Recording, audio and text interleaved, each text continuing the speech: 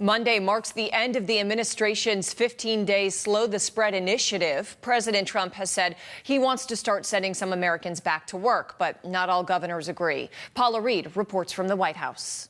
We have to go back. This is the United States of America. On Thursday, President Trump deflected blame for a historic surge in unemployment. Well, it's nobody's fault, certainly not in this country. And revealed new details about how he plans to encourage state and local leaders to reopen businesses.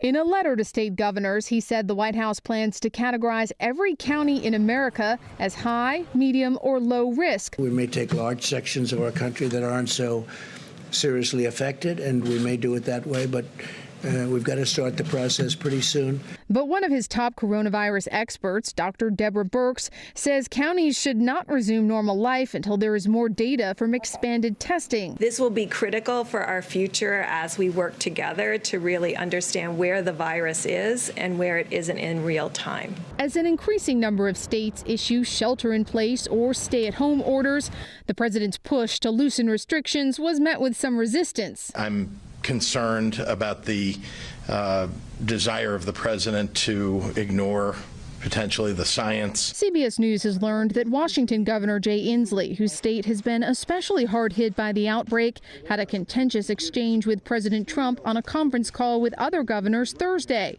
After the president told the governors the federal government was a backup for them, Inslee told him, "We don't need a backup. We need a Tom Brady." CBS News White House correspondent Paula Reid joins me now from the White House. And Paula, we know President Trump is hoping to open sections of the country back up by Easter. Do experts on the White House's task force agree with this timeline?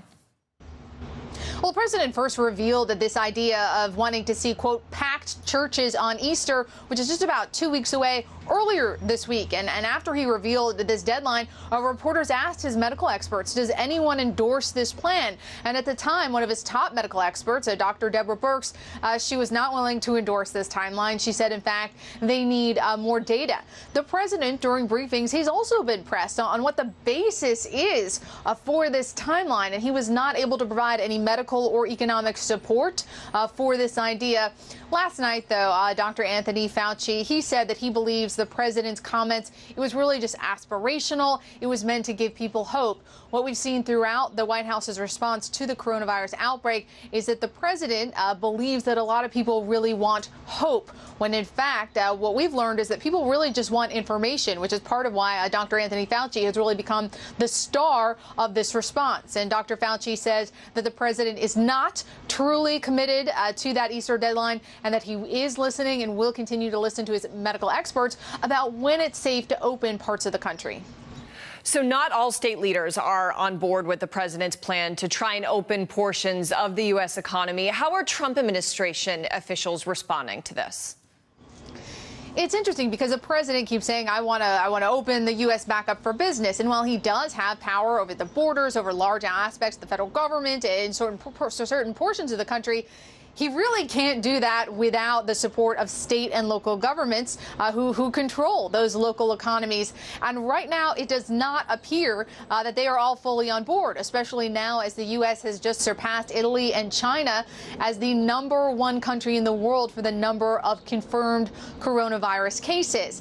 And it was interesting, earlier in the week, the president made some comments about state and local leaders about how they were getting relief from the White House. Some of them have said they've gotten everything they needed. Some of them have said we haven't gotten what we want. And the president suggested in a Fox News town hall, he said that governors need to, quote, treat him well in terms of this give and take between the federal response and the feds helping states.